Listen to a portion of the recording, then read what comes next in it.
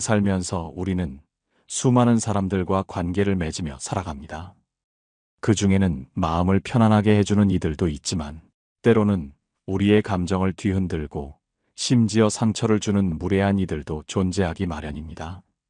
과연 우리는 이 무례함 앞에서 어떻게 대처해야 할까요? 주저앉아 그들의 날 선말에 휘둘려야 할까요? 아니면 우리 자신을 지키기 위한 현명한 방패를 들어야 할까요? 오늘은 바로 이 질문에 대한 깊이 있는 통찰을 여러분과 함께 나누고자 합니다. 우리가 무례한 상황에 직면했을 때 단 한마디의 말로 우리 자신을 지키고 나아가 상대방에게도 의미 있는 메시지를 전달할 수 있는 방법에 대해 함께 고민해 볼 것입니다. 이 시간을 통해 여러분의 마음의 평화를 되찾고 삶의 지혜를 한 뼘 더 키워나가시기를 진심으로 바랍니다. 자, 이제 그 여정을 시작해 볼까요? 살아가면서 우리는 필연적으로 다양한 인간 군상과 마주하게 됩니다. 그 중에서도 우리의 일상을 불쾌하게 만드는 무례한 사람들은 피할 수 없는 현실입니다. 이들은 종종 우리가 예상치 못한 방식으로 우리의 감정을 흔들고 때로는 우리의 자존감마저 위협하곤 합니다.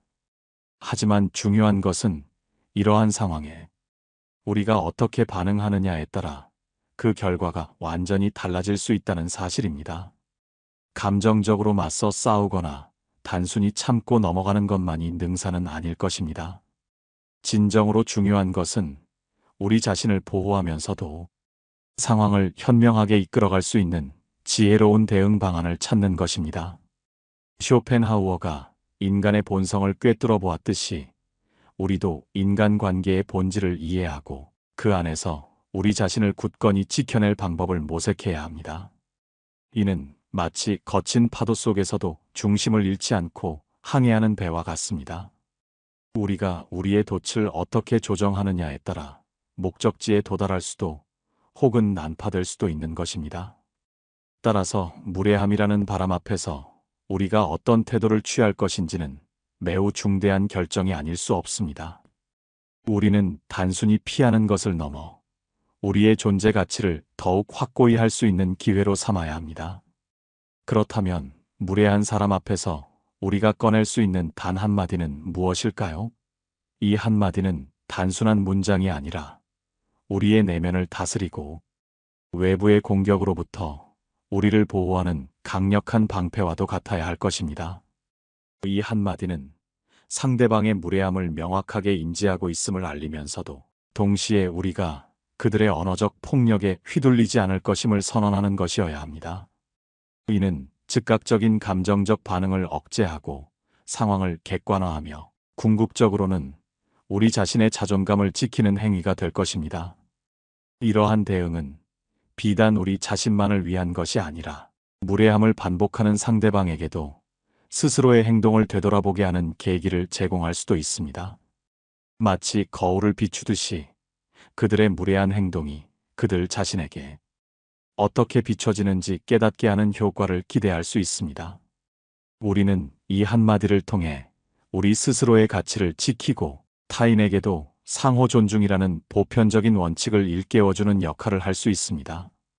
이 단 한마디는 단순한 문구의 나열이 아닌 우리의 철학적 성찰과 삶의 경험이 응축된 결과여야 합니다. 이를 통해 우리는 무례함이라는 불필요한 에너지를 긍정적인 방향으로 전환할 수 있는 힘을 얻게 됩니다. 우리는 종종 무례한 행동을 하는 사람들을 이해하기 어려워합니다. 그들은 왜 타인의 감정을 헤아리지 못하고 무심코 상처를 주는 말을 내뱉는 것일까요? 이에 대한 하나의 통찰은 그들이 과거에 자신들의 무례한 행동에 대해 제지받을 기회가 거의 없었다는 점에 있습니다. 높은 지위에 있거나 나이가 많다는 이유로 혹은 단순히 주변 사람들이 불편함을 감수하며 침묵했기 때문에 그들은 자신의 행동이 타인에게 어떤 영향을 미치는지 깨닫지 못했을 수 있습니다. 이러한 상황은 마치 잘못된 행동을 해도 아무런 결과가 따르지 않는다는 학습된 무기력과도 같습니다. 이들은 자신의 언행이 타인에게 얼마나 큰 상처를 줄 수 있는지, 그리고 그것이 관계에 어떤 균열을 가져올 수 있는지 미처 인지하지 못했을 가능성이 큽니다. 따라서 우리가 그들의 무례함을 인식하고 적절한 방식으로 표현하는 것은 그들에게 중요한 피드백을 제공하는 행위가 됩니다. 이는 단지 상대방을 훈계하는 것이 아니라 건강한 사회적 관계를 형성하기 위한 우리의 기여가 될 것입니다. 우리가 침묵하는 것은 결국 그들의 무례함을 묵인하는 것과 다름없으며 이는 더 큰 무례함의 반복으로 이어질 수 있음을 우리는 명심해야 합니다. 마치 물가에 내놓은 아이에게 위험을 알려주듯이 우리는 그들에게 사회적 행동의 올바른 경계를 제시해야 할 의무가 있습니다. 무례한 사람에게 대응하는 여러 방법들이 제시됩니다. 이 방법들은 각기 다른 상황과 개인의 성향에 맞춰 유연하게 적용될 수 있으며 궁극적으로는 우리의 마음의 평화를 지키고 관계의 불균형을 해소하는 데 목적을 둡니다. 첫째, 그들의 문제 발언임을 상기시켜주는 것입니다. 예를 들어, 지금 하신 말씀이 저에게는 다소 무례하게 들립니다. 혹은 방금 하신 말씀은 제가 이해하기 어려운 부분입니다와 같이 자신의 감정과 불편함을 솔직하고 직접적으로 전달하는 것입니다. 이때 중요한 것은 감정적으로 격앙되지 않고 차분하고 명확한 어조를 유지하는 것입니다. 이는 상대방으로 하여금 자신의 말이 단순히 감정적인 반응이 아닌 이성적인 판단에 따른 것임을 인지하게 합니다. 둘째, 그들의 말을 되물어서 상황을 객관화하는 방법입니다. 방금 제가 제대로 들은 것이 맞습니까? 혹시 제가 오해한 부분이 있을까요? 지금 그 말씀을 저에게 하신 이유가 무엇인지 여쭤봐도 될까요? 와 같이 되묻는 행위는 상대방으로 하여금 자신의 말이 부적절했음을 스스로 깨닫게 할 수 있습니다. 이는 동시에 상대방에게 자신의 발언에 대해 다시 한번 생각할 기회를 제공하며 불필요한 오해를 사전에 방지하는 효과도 있습니다. 셋째, 상대가 사용한 부적절한 단어를 그대로 사용하여 들려주는 것입니다. 방금 당신이 사용하신 그따위라는 표현은 저에게 매우 불쾌하게 들립니다. 혹시 그 단어를 사용하신 의도가 무엇이었습니까? 이처럼 상대방의 언어가 얼마나 듣기 거북한지 스스로 느끼게 하는 효과적인 방법이 될 수 있습니다. 이는 그들이 자신의 언어 습관을 객관적으로 돌아볼 기회를 제공하며 경우에 따라서는 사과로 이어질 수도 있습니다. 넷째, 무성의하게 반응하는 것도 하나의 방법입니다. 상대를 무시하거나 짧고 건조한 답변으로 대화를 이어가지 않는 것입니다. 예를 들어 무례한 질문에 네, 그렇습니다. 아니요와 같이 단답형으로 대꾸하거나 아예 대꾸하지 않고 다른 행동으로 전환하는 것입니다. 이는 상대방의 무례함에 에너지를 소모하지 않고 대화의 주도권을 자신에게로 가져오는 효과적인 방식입니다. 다섯째, 유머러스하게 대답하여 상황을 가볍게 전환하는 것입니다. 제가 오늘 아침에 거울을 봤는데 그때부터 제 외모가 좀 이상해진 것 같네요. 와 같이 재치 있는 답변으로 상대방의 무례함을 받아넘기는 것입니다. 하지만 이는 고도의 기술과 적절한 상황 판단이 필요하며 자칫 상대방이 자신의 무례함을 인식하지 못할 수도 있으므로 신중하게 사용해야 합니다. 여섯째, 단호하게 안 된다고 알리는 것입니다. 그 일은 제가 할 수 없습니다. 그렇게는 진행될 수 없습니다와 같이 명확하게 거부 의사를 밝힘으로써 더 이상의 무례한 시도를 차단하는 것입니다. 이는 자신의 한계를 명확히 하고 상대방에게 불필요한 기대를 심어주지 않는 단호한 태도를 보여주는 것입니다. 마지막으로 자리를 피하는 방법도 있습니다. 이는 가장 쉽고 빠른 방법일 수 있으나 근본적인 문제 해결이 되지 않아 문제가 반복될 가능성이 있습니다. 따라서 이 방법은 다른 모든 대처법이 통하지 않거나 더 이상의 감정 소모를 피해야 할 때 최후의 수단으로 활용하는 것이 현명합니다. 이러한 다양한 대응 전략을 숙지하고 상황에 맞춰 유연하게 적용하는 것이야말로 무례함에 대처하는 현명한 지혜라고 할 수 있습니다. 이 모든 방법들에서 가장 중요한 공통점은 바로 자기 감정 존중입니다. 자신의 감정을 믿고 단호해지는 것이 중요합니다. 우리의 감정은 우리가 존중받아야 할 존재임을 알려주는 중요한 신호입니다. 무례함 앞에서 불쾌감이나 분노를 느끼는 것은 당연한 일이며, 이러한 감정을 억누르기만 해서는 안 됩니다. 억압된 감정은 결국 우리의 내면을 좀 먹고 정신 건강에도 부정적인 영향을 미칠 수 있습니다. 따라서 우리는 우리의 감정을 소중히 여기고 그 감정이 보내는 신호에 귀 기울이는 것이야말로 건강한 자존감의 출발점입니다. 자신이 가치 있는 사람이라는 생각을 꾸준히 하고 외부의 공격으로부터 자신을 지킬 자격이 충분하다는 것을 항상 인지해야 합니다. 이러한 자기 존중이 바탕이 될 때, 비로소 우리는 무례함에 효과적으로 대응할 수 있는 내적 힘을 기를 수 있습니다. 우리는 외부의 평가에 좌우되지 않고 우리 스스로의 가치를 인정하며 살아갈 때 진정한 자유를 얻게 됩니다. 쇼펜하우어의 철학처럼 행복은 외부 환경이 아닌 내면의 상태에서 비롯되는 것임을 잊지 마십시오. 우리의 내면이 강건할 때 어떤 외부의 무례함도 우리를 흔들 수 없을 것입니다. 우리가 무례한 사람에게 대응하는 궁극적인 목표는 관계의 파괴가 아니라 건강한 관계의 재정립입니다. 건강한 인간관계는 서로 배려하며 영향을 주고받을 때 형성됩니다. 어느 한쪽만 끊임없이 희생하거나 착해야 유지되는 관계는 결코 건강하다고 볼 수 없습니다. 그러한 관계는 마치 한쪽 다리만으로 서 있는 것과 같아서 언제든 무너질 수 있는 위태로운 상태입니다. 쇼펜하우어는 인간의 관계를 고슴도치 우화에 비유하며, 너무 가까이 붙으면 서로에게 상처를 주고 너무 멀리 떨어지면 고독을 느낀다고 하였습니다. 이처럼 우리는 적절한 거리를 유지하며 서로를 존중하는 방법을 배워야 합니다. 이를 위해서는 자신의 의사를 명확하게 표현하는 연습이 필요합니다. 불편함을 세련되게 표현하는 노하우를 익히는 것은 사회생활에서 매우 중요한 역량입니다. 예를 들어, 당신의 의도는 아니었겠지만 방금 그 말씀은 저에게 상처가 되었습니다와 같이 자신의 감정을 전달하면서도 상대방의 의도를 존중하는 듯한 표현을 사용하는 것입니다. 이는 감정적인 싸움으로 비화되지 않으면서도 우리의 불편함을 명확히 전달하는 효과적인 방법이 됩니다. 또한 이러한 대화 방식은 상대방에게도 자신의 언행이 타인에게 미치는 영향을 되돌아볼 기회를 제공합니다. 궁극적으로는 서로를 이해하고 존중하는 건강한 상호작용의 기반을 마련하는 것이 우리의 목표가 되어야 할 것입니다. 관계의 성장은 이러한 상호작용 속에서만 가능하기 때문입니다.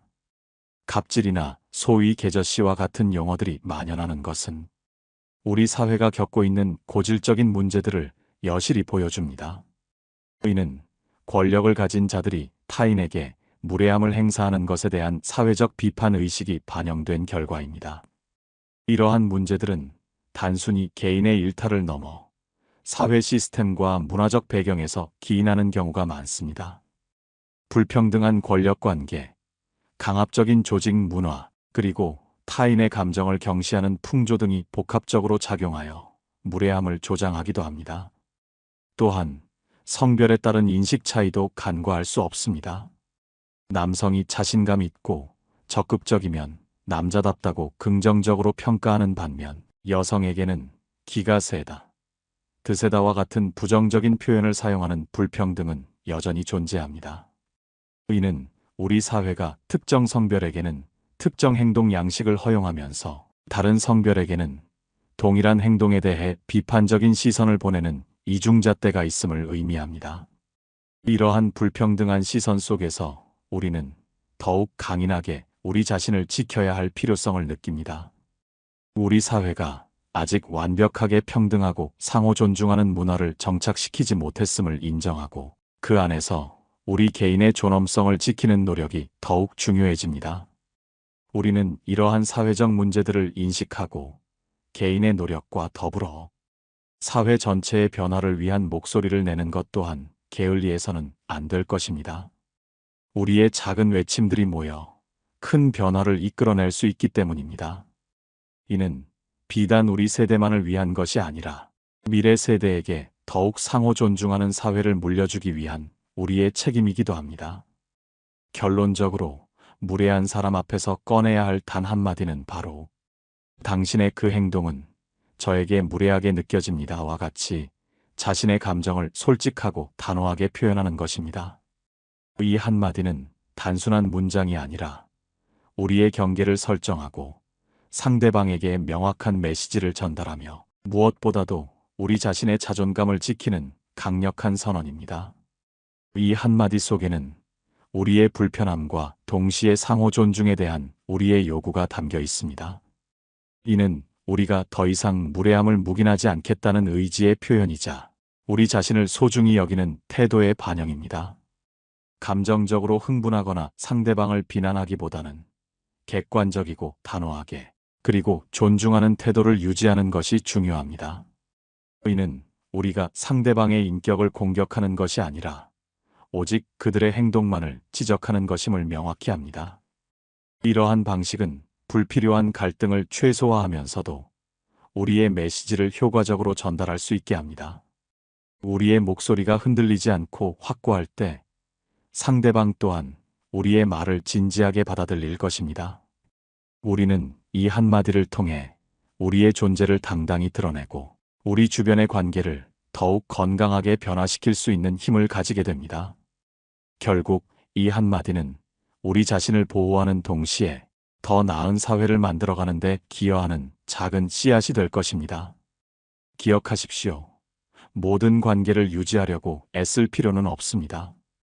때로는 건강한 관계를 위해 특정 관계를 정리하는 것도 현명한 선택입니다. 우리가 모든 관계에 에너지를 소모하며 지쳐갈 필요는 없습니다. 우리의 삶은 유한하며 그 소중한 에너지는 우리를 행복하게 하고 성장시키는 관계에 집중되어야 합니다. 마음의 균형이 무너질 때 우리의 몸이 신호를 보내듯이 무례함으로 인해 우리의 마음이 지쳐간다면 그 신호를 외면하지 마십시오. 자신의 마음의 문제를 보듬어주고 적절한 대응을 통해 자신을 보호해야 합니다.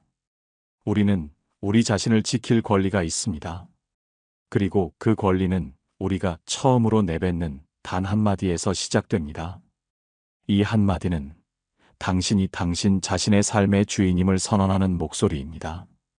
당신의 내면의 평화를 지키는 것은 이기적인 행동이 아니라 오히려 당신 주변의 사람들에게 긍정적인 영향을 미칠 수 있는 선한 행동입니다.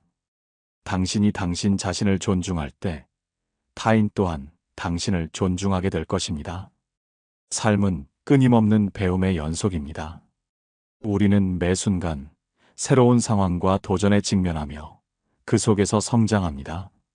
무례한 사람들과의 마주침 또한 우리를 더욱 단단하게 만들고 우리의 지혜를 키워주는 하나의 기회가 될 수 있습니다. 이는 마치 역경 속에서 더욱 빛나는 보석과도 같습니다. 우리는 이 경험들을 통해 더욱 견고한 내면을 구축하고 타인과의 관계에서 더욱 현명하게 대처하는 방법을 익히게 됩니다. 오늘 여러분이 배우신 이 지혜로운 대처법들이 여러분의 삶에 작은 등불이 되어 어떤 어려움 속에서도 흔들림 없이 빛나는 존재가 되시기를 진심으로 바랍니다. 여러분의 삶은 여러분의 것이며 누구도 함부로 침범할 수 없는 신성한 영역입니다. 이제 여러분은 무례함 앞에서 움츠러들지 않고 당당히 자신을 지킬 수 있는 용기와 지혜를 갖게 되셨습니다. 여러분의 삶에 평화와 존중이 가득하기를 응원합니다. 이 지혜를 통해 여러분의 삶이 더욱 풍요로워지고 여러분이 마주하는 모든 관계에서 진정한 상호 존중을 경험하시기를 기원합니다. 여러분의 용기 있는 한마디가 세상을 바꾸는 작은 시작이 될 것입니다. 감사합니다.